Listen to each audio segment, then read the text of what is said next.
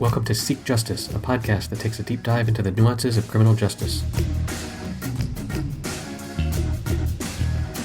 Good morning, Dennis. Morning, Eric. How are you? Good. You sent me an article that you said you wanted to talk about how it's called Broken Promises and Lost Funding, how Mississippi prison reform failed. And that sounds right in our wheelhouse of understanding how good intentions of policymakers can sometimes fail if the proper steps aren't taken. Can you tell me a little bit about this story? Well, yeah, Mississippi is a place where I worked or tried to work. I went there. The people that are quoted in the article, Felicia Hall and Judge Keith Starrett, are folks that I've worked with and met. It started out, once again, as we've discussed before, with this great set of promises from the Pew Charitable Trust and their Center for the States, where they've got money to pay their staff to come in and do data analysis, and the staff do an excellent job. They identify the reasons that the prison population is overburdened. Then they recommend legislation to reverse those trends and fix those things. And when that legislation passes, Pew Charitable Trust packs up their bags and leaves without so much as an implementation plan. Oops. And it's sort of like they don't, the states are so starstruck, I think, by having Pew there and its important stuff, that they really don't become very realistic about what it's going to take, because Pew doesn't actually give any money to the state. They use some of their staff people to do the work, and then they leave. Right.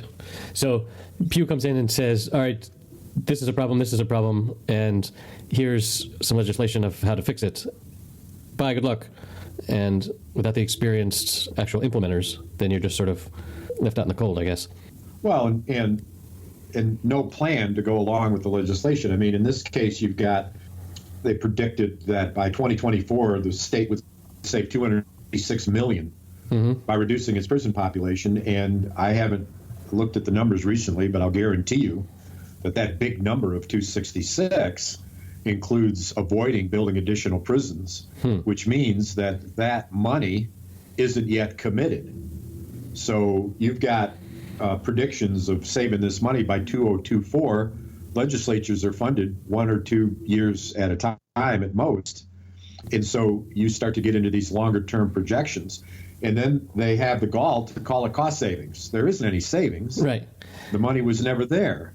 What it's actually called is cost avoidance. And it's a legitimate term. It's accurate, and they don't do it. And furthermore, when in Mississippi they predicted savings, they took no mechanism to guarantee that whatever savings were there would be analyzed, and whatever that analysis produced would result in dedicated funding for the things they promised. More community treatment, more correctional officers, more parole officers, et cetera. And this is a textbook case of none of that happening. The legislators, who are, for the most part, a bunch of rascals who are looking at the types of things that help them get elected. We've talked about that ad nauseum, and they have higher priorities. So are they going to pick helping convicts in prison, or are they going to, fund, business incentives or roads or education? Of course, they will pick everything but prison. Right. Related stuff 9 times out of 10.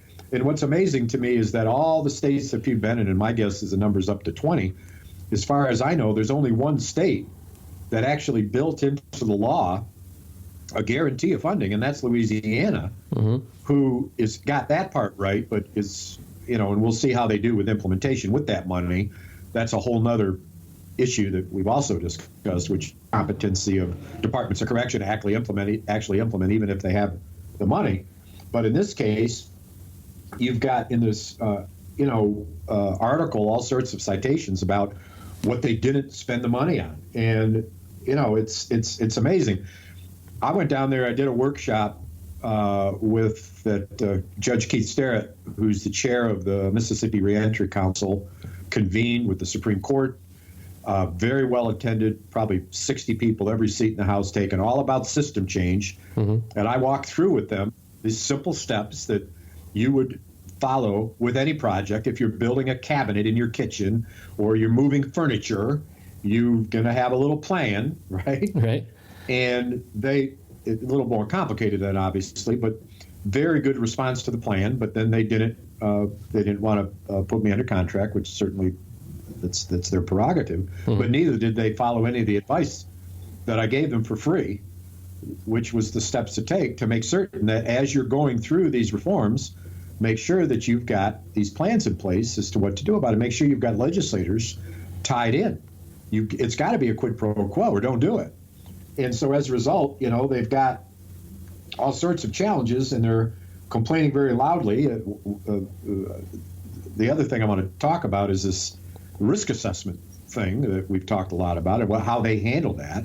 But I'll stop there and see if you've got a question or a point. When I was reading the article, they talk a lot about this reinvesting of savings, like you mentioned, but then it goes on to say, but they didn't reinvest any of the savings. The whole plan that Pew came up with was, all right, you're going to save money here, and you're going to put it over here to make this other part better, which is going to save some more, which is going to snowball into savings and less incarceration and less recidivism and stuff like that. And then they just took the savings and ran with it, I guess, or they didn't invest it. The savings, and it didn't come close in the first couple of years to $266 million. I mean, Pew's prediction was by 2024. I'd have to dig into the detail, but case in point, one of the crying needs there, just so obvious, substance abuse and mental health treatment post-release. You've got men going into the prison, 85% of them probably, like most states, are somehow drug involved. You've got a certain percentage of them who have co-occurring disorder with mental health problems as well. So they've got two challenges interacting with each other. You got mental health problems, you're medicating yourself with drugs, et cetera, et cetera. Then on top of, besides that, you got about, like most states, my guess would be about 15-20% of all the people in prison with some serious mental health problems. These are a huge problem. And if you don't address them, they're coming back. And so they didn't spend the savings. Instead, they raised federal money. They raised $1.4 million in federal money. $1.4 million, you say million, it sounds like a lot of money. It's not a lot of money. You got 40, 50, 60, 80 counties, as these states do, and you look at the urban centers, you start dividing that pie up. It's $1.4 million over 3 years. It's $300,000, $400,000 a year. You end up with $50,000, $60,000. I mean, it's not a lot, right, to be able to spend. But they go ahead and they get federal money, and then when that federal money runs out, what are they going to do? Nothing. What are they going to do? They don't have any state funds. And so that's an example of just not thinking things through. And on this risk assessment, that as we've talked at length, there's one of the episodes that we talked very specifically about risk and need assessment. Mentioned it a couple other times, and there are these risk assessment tools that you can buy off the shelf, meaning they're available, you get some training, you can put them into motion within 2 or 3 weeks. The Compass from North Point Institute here in Michigan is probably the best, and there's others that are good. The Level of Service Inventory, written by the Canadians, et cetera. And instead of using those, they get advice from one of their consultants who is going to make money off this. Well, we'll just develop our own. Right. Well, here they are, years later, they still don't have it. And there's a quote in the article that says, Mississippi's Correction Department had a risk assessment test, but it lacked proof that it worked. A new tool is being used on every offender who enters prison, and it will be used again when they leave. Okay, so now they're developing this new tool, and it's being used on every offender. Well, here's the truth. That has not been tested out yet. It's not validated. That means that now they have a new tool that hasn't proven that it works either. Right. Now you can do protocols to test out the predicted viability of a tool, and you can come up with some decent prognosis. But at the end of the day, you lack the proof. When you use one of the risk assessment tools off the shelf, it's got proof. Yeah. It goes back 10, 15, 20 years. And so this is another example. How did they spend their money? You could dig into this. I'm surprised the reporter did dig in. It's a series of articles that this reporter wrote, and it's a very, very meaningful set of articles, right? But what did they spend on the risk assessment tool? Was it 500,000? Was it 750? Was it $1 million? Over what period of time? And how might that money have been used when you could buy one and turn it on and be ready in 2 weeks? Yeah, that's a big thing in my industry, in the software industry. There's actually we use the term build versus buy, where you could spend a couple years building a really specific, tailored piece of software to fit your needs, or you could just buy one off the shelf and it'll fit 90% of your needs, and then find some way to work around the other bits. But it's so tempting, especially as someone that creates software, to not use someone else's custom thing, not use someone else's generic thing, but to build my own custom thing. And so often it's the wrong decision. And again, one nice thing about, especially now in the a lot of the software that we build, like websites and things with, are like open source stuff, where you're using a piece of software that a million other people are also using. And so you can feel pretty confident that there's not going to be any huge major bugs in that piece of software. But if you built your own, then again, you wouldn't have that level of testing and you wouldn't have that level of confidence. So that mirrors very closely with what you're saying with the risk assessment stuff. Well, and every state says, well, we're different from the other states. We need to build our own. Well, every state is not all that different. And over time, when you buy one off the shelf, you validate that to improve its predictability for your particular state. And so it gets better. It's pretty close to artificial intelligence when you consider it over a period of time. Right. I was in Louisiana, as we've talked, and they came up against the same issue. And they've raised federal money and have been spending the federal money. I think it's almost all federal money. So it's not that the taxpayers are out, but I wouldn't be surprised if they spent upwards of $1 million so far. And the downside of buying something off the shelf is there's not only kind of a purchase price and a training price, but there's a license price. So right. If you're using the Compass, for example, for every user that is manipulating it, you have to have a license. So you might have 24, 40 users or whatever, or the level of service inventory, revised the LSIR, you pay by assessment, which is, depending on your circumstance, it may be more or less expensive, but last I checked, it was about $1.25 per assessment. So if you're doing 5,000 people, it starts to get into some money. But you put that on one side of the scale and you weigh those costs and you weigh the value of being able to implement the reforms immediately, because you've got the momentum and the people get the training, et cetera. Weigh that, put that on the other side of the scale, and then take a look at the states that have tried to build their own. It's just knowable stuff. How long typically does it take a state to build one? How reliable is it? What does it cost? Well, North Point in Louisiana could have put a risk assessment instrument in every prison, every parole office, every courthouse, every prosecutor's office, anywhere you wanted, for one set price of about $250,000 a year. So if they're spending upwards of $1 million to build their own, and over this time they still don't have one that's validated, right? In that time, you would have already worked for 4 years, and you can end a license anytime you want. It's an annual or 2-year, 3-year, 4-year, 5-year license or whatever. But because there's no implementation plan, and because the competency level of folks in these agencies not asking these simple questions is just astounding, and there's big money involved, and these prisoners and their families who are reading the news about this great, Pew Charitable Trust is coming in, and things are going to get so much better, and and Pew writes these absolutely great reports, right? And they pass good legislation, but then the reinvestment peters is not there, and then they leave, and the prisoners are like, I still don't get any mental health or drug treatment. I'm not ready to get out. I get in the community. I'm one of 150 people that are being supervised. The parole officers are beyond the pale of just discouraged because there's no more parole officers. I mean, this writer here for the Mississippi Center for Investigative Reporting, Jerry Mitchell, he really did a fabulous job, and he did talk about some positive stuff. I don't want to just focus on the negative stuff, but the number that he gives showing that by 2020, things are going to be worse than they were when the whole system started. There's going to be fewer people getting the treatment that they needed. This is, and it's quoted, it's unconscionable. Yep. And and it's this public stuff. And Judge Keith Sterrett, who is a remarkable man, just a premier lawyer, judge, so busy, so dedicated to the work, and a marvelous guy to work with. He's out of Hattiesburg, Mississippi. And so dedicated, and I see the minutes from the meeting. He's been saying the same stuff for years. He's been writing these reports. He gets letters generated, and still no change. The former head of the Department of Corrections there, by the way, interesting, is in prison.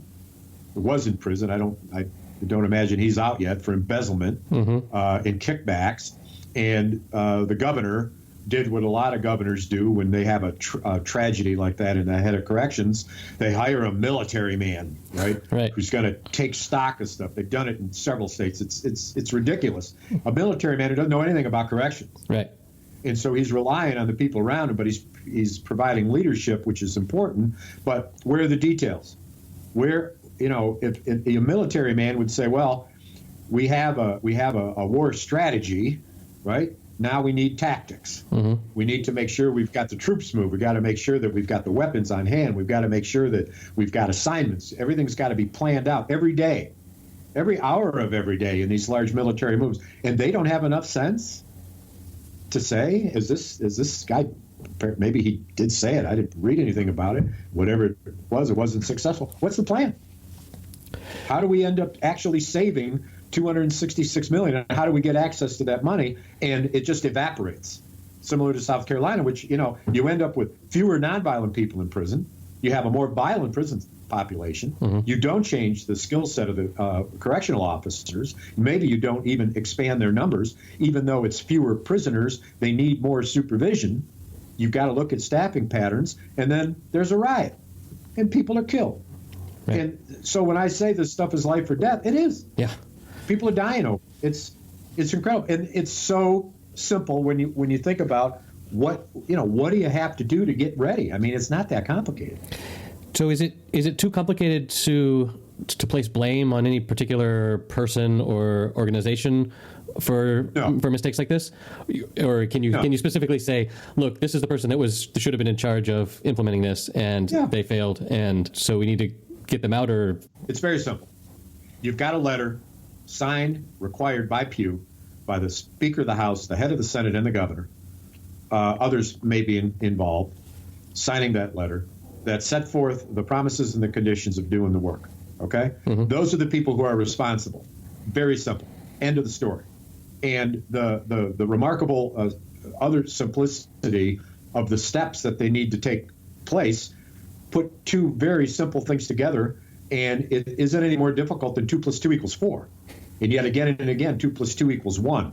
2 + 2 = less than 1. I mean, it's amazing. It's amazing, and the evidence is there. And this reporter is on this thing in Mississippi, and I maybe will contact him and encourage him to listen to the podcast and have some interaction. I could talk with him offline, and maybe we can use Mississippi a little bit more as a example of so much of what we've talked about so far.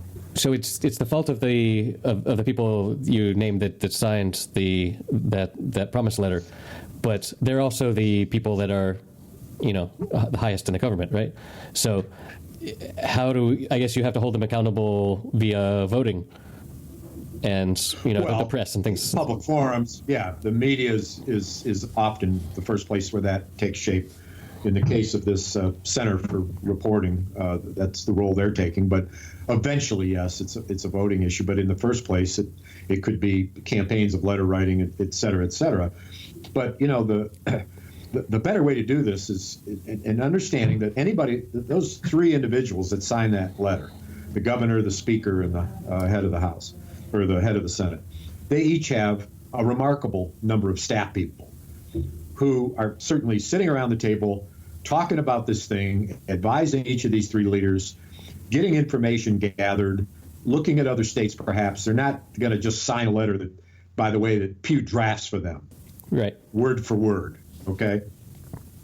So it's not like it's just 3 people. It's an army of people. There's a bunch of people. You fill a room full of the people that are probably engaged before that letter is signed. These are the people that, along with the leadership, should be doing these simple things. And here's the questions that they need to ask, right? You gotta recognize your history, right? How did we get here? This is a lot of what Pew does, and they do it very well. You know, where they ask about why we have so many people in prison? What are the laws that are affecting this? What are the decisions that are affecting this? But what Pew doesn't do is talk about, in a historical sense, what the values are of the state and how well the state operates.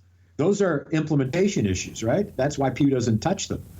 And once you have a better handle on that should be done as they're doing the assessment of the reasons that they're in the difficulty that they're in. If a state like Mississippi values post-release treatment, particularly for substance abuse and mental health, do we need more skill training in order for them to do that? Mm-hmm. Who are their partners? How are we going to pull this together? You know, you've got this big splash. Pew insists, of course, on big press releases and big media events where these 3 guys are there, and it's like a cut and ribbon thing, and it's light on facts and heavy on drama, right? But no plan. So you're assessing your current capability to implement.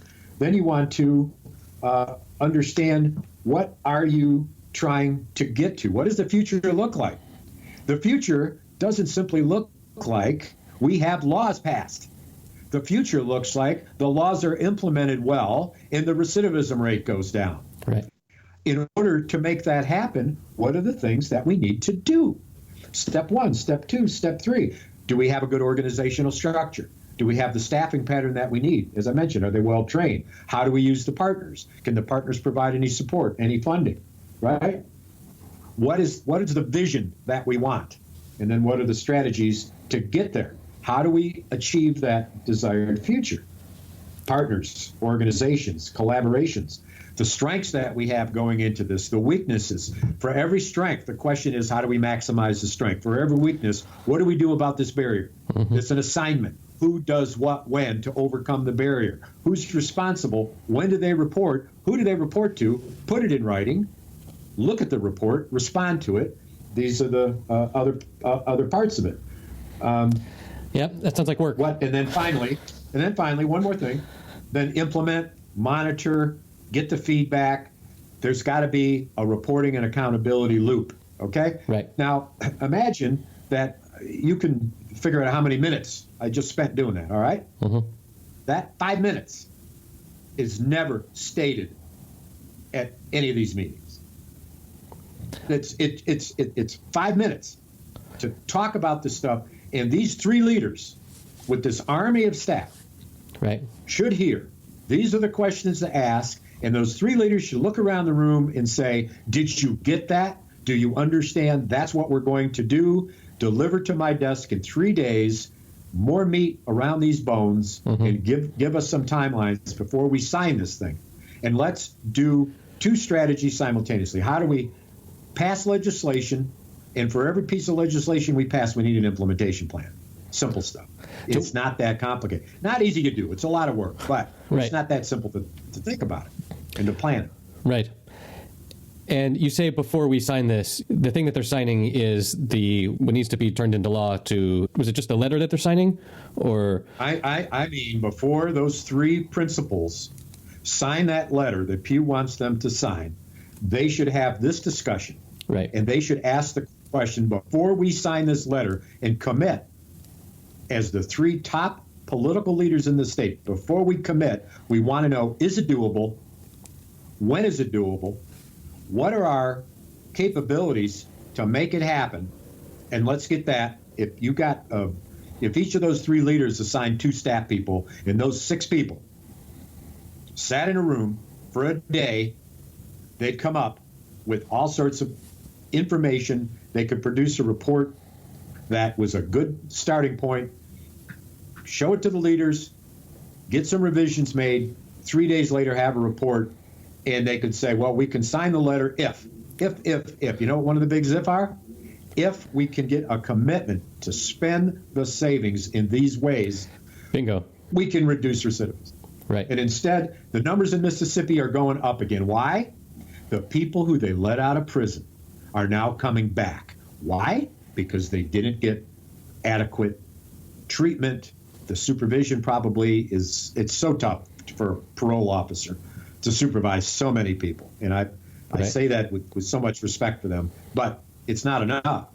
And once again, they don't have a risk assessment instrument, so they're not very sure which ones are the toughest, what are the highest risk. Let's put more attention to them, moderate risk, low risk, et cetera. We've talked about that. Yeah, they're just flying blind. This is stuff.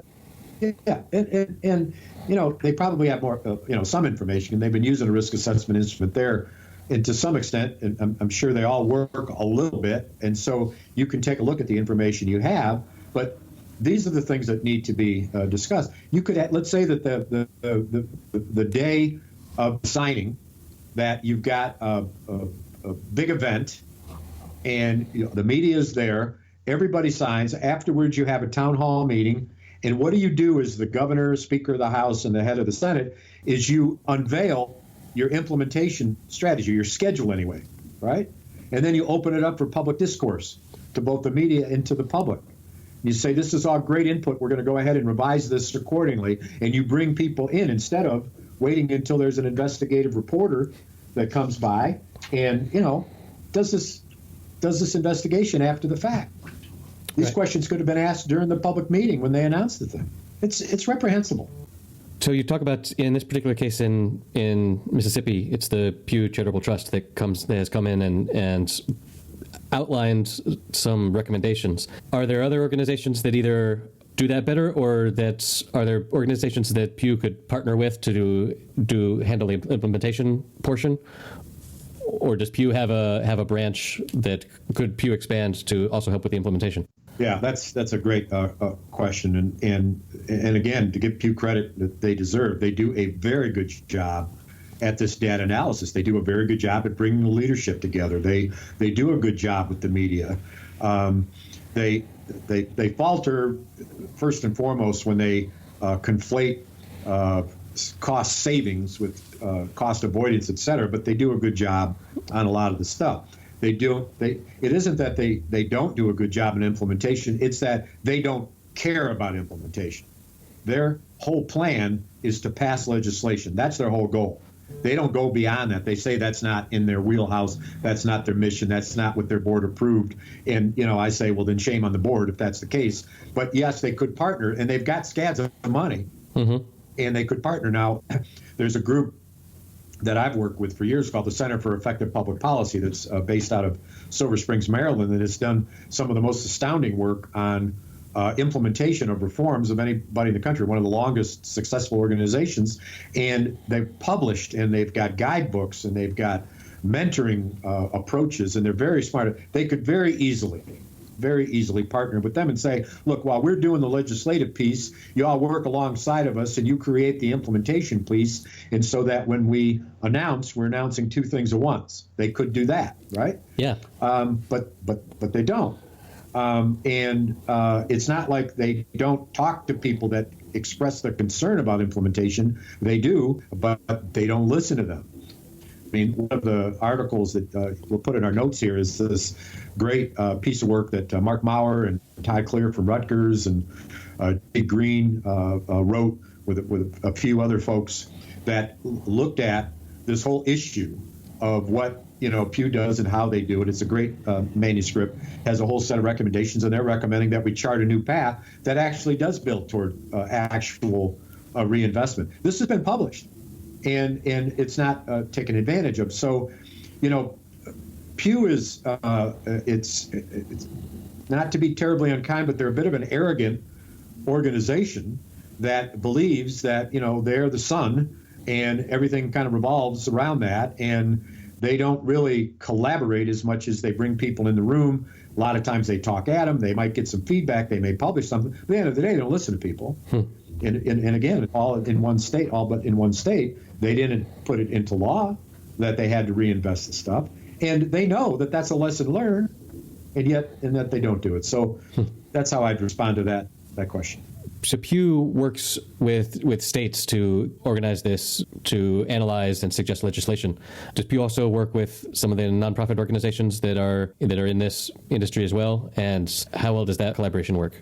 Well, after the legislation is passed, there is a second phase of the work that usually has some small amount of funding for implementation, but the magnitude of the legislation in where was I in Arkansas? It was a 146-page bill. It had 13 different specific reforms.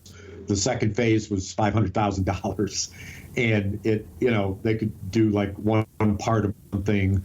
And there was a group that I actually worked for, the Vera Institute of Justice, that came in. It's a nonprofit that did what we could to analyze this law. We broke it down into the 13 pieces. We looked at accountability measures and implementation measures, but we had very little time, very little money, and then they were left to their own devices. So there is some nonprofit work that takes place, but it's after the fact. The other part of your question is the inherent challenges of working with the state that we talked about, and I consider every Department of Corrections got some really bright people, some very competent people. Depending on the state you're in, you're going to have more or less of those competent people, but even if they're competent, they don't have the capacity to do the work. They're too busy. So you've got to have ability to do that. So criticisms of the state, while well-deserved, you've got to take that reality into effect, that if there's not money for better training, better staff, a greater resource to add capacity, then you're going to be hopeless and helpless before you get into it. In the nonprofit world, it's much the same, but in nonprofits, I think you've got, particularly in this work, you've got a greater degree of competency in some respects, and because they raise money continually to add capacity, they're easier to work with when you're doing these types of reforms, generally. But I'll tell you this, in states that I've tried to organize the nonprofits, they become competitive because there's money to be had. They struggle for money. If they're doing things that need to be improved on, they're hesitant to change. They've been doing them the same way. You've got a whole other set of circumstances. In Michigan, when the Michigan Council on Crime and Delinquency, where I used to work, tried to organize a group called the Coalition to End Mass Incarceration, the idea was very sound to pull in the 20 or 30 groups of nonprofits that are all doing this work, one piece or another. Some are in the jails, some are looking at probation, some are doing services, some are dedicated to mental health, other substance abuse, et cetera. The nonprofits, unlike the state, they tend to specialize in a particular piece of this. And so when you pull them all together, one advocate may be concerned about conditions in prison, another may be concerned about length of stay, et cetera. So you pull them all together. It took months and months and months to bring people together because some of the larger nonprofits fought it. They didn't want a collaborative because they wanted to be the top dog. Right.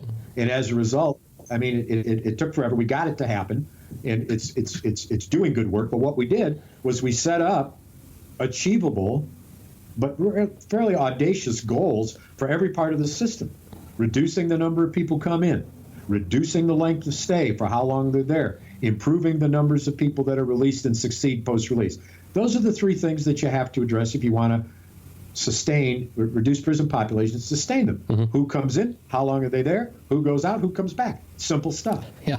But organizing these folks, right, around this took a lot of time. It's a pretty remarkable example, I think, and unique in the country, as far as I know, of a collaborative that's dedicated to that.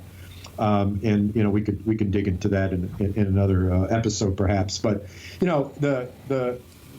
here's the fact: there's a bunch of people in this country that understand, they overstand what I've been talking about here, and those people are available to talk to anybody, anytime, to say these things, and they're a phone call away, and yet they're not called.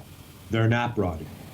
Pew finally gets around to bringing some of the nonprofits in, but it's a dollar shy and a day late. Because people don't want to hear the tough news, or... I got this. I can handle this. No, I don't. I'm good. Right. I'm good. I've got everything we need. No, thanks. I'll let you know. Right. The last thing I want is some doubts. I was in Louisiana at a meeting that Pew held, in kind of a typical meeting with 35, 40 people sitting around a big table, and they had just passed this legislation that uncharacteristically didn't just reduce the length of stay of people who were going to come into the system and for new crimes, but de post facto looked backwards and said those of them that came in years before, they're going to get credit. And so it created this remarkable opportunity for upwards, they said, of 700 to 1,000 people that might get out a little early, a couple of weeks early, a couple of months early. Mm-hmm. Well, they didn't have the best data on this because the Department of Corrections didn't have good data. That number mushroomed to 2,000 people. And Pew didn't put a penny into helping those people. The Department of Correction worked double time, triple time to at least talk to these people, get an idea of what, where they were going to be returned to. They had buses all over the state that were dropping people off at parole offices. Wow. Because it took immediate effect.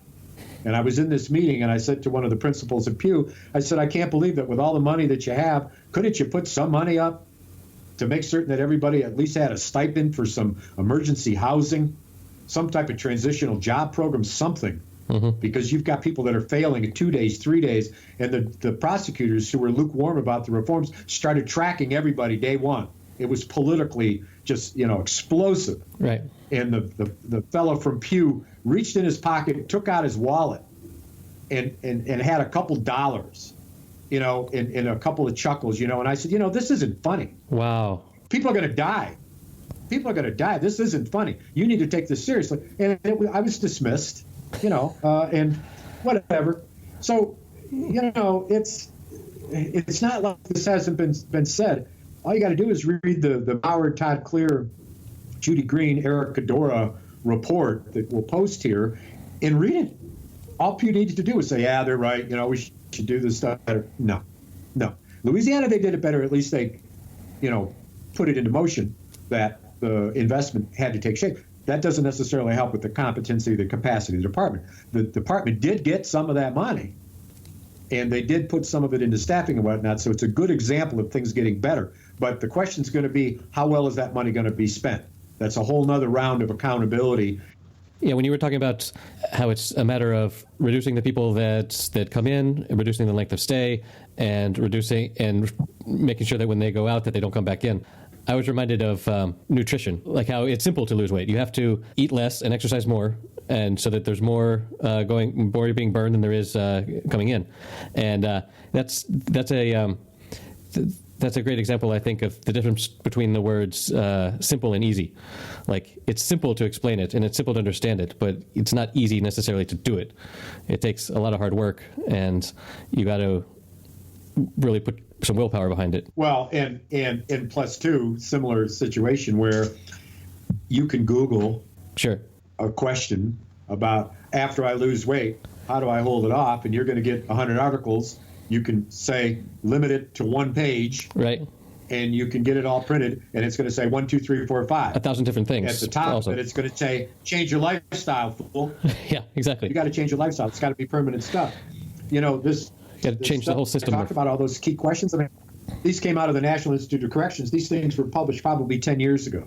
Right. These ideas of what you have to do to assess and ignite organizational change that's sustainable. Brad Bogue is one of the writers, a remarkable man, a former prisoner. Daddy was a prosecutor in Michigan, ended up in prison, got out of prison, got his PhD, one of the most respected researchers in the country. Great story. And he's one of the key authors of the stuff that I was referring to. He's one of his writing is part of my mentorship. And my point is that this stuff has been out there for 10 years. This is you can print 2 or 3 pages. Right. It's not hard. Put it up on the board, blow it up so people can see it, put it on the screen. Speaker of the House, President Pro Tem, Governor. It's real simple. A, B, C. Right? You don't even have to know the whole alphabet. Right? You don't even have to count to 10. 1, 2, 3. It's that simple. And yet, they don't do it. So as ever, we always end on a high note, eh? Yes. It's simple to do, but because of the structure of the organization and I guess the people in charge, they just don't want to, or is it a matter of ego and this idea that I know what's best, I don't need your questions. I know this already without needing any doubt or self-reflection. It's organizational ego. Organizational ego plus the ego of the leaders that are responsible for that organization. If you want to Google something, take a look at Pew's headquarters in Washington. It's a marble building, marble floors, glass everywhere. That building full of people, several floors full of people, they're going to say, what? We need to go outside the building to find the expertise? Right. What?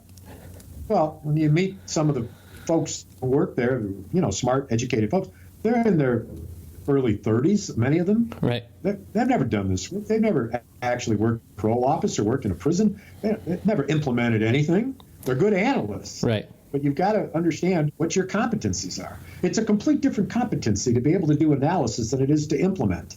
It's very different things. In fact, one might say it's a difference between the legislative branch and the executive branch. That's why Pew is smart to say, well, we need both legislators and implementers.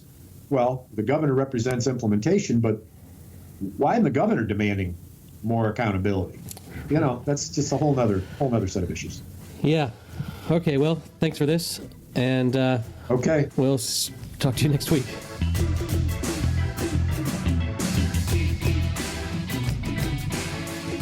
Thank you for listening. If you like what you've just heard, you can support us by telling a friend or sharing us on social media. All of our episodes can be found on our website, seekjustice.fm. If you'd like to get in touch with us, we can be reached at seekjusticefm@gmail.com or via our Twitter account @seekjusticefm. See you next week.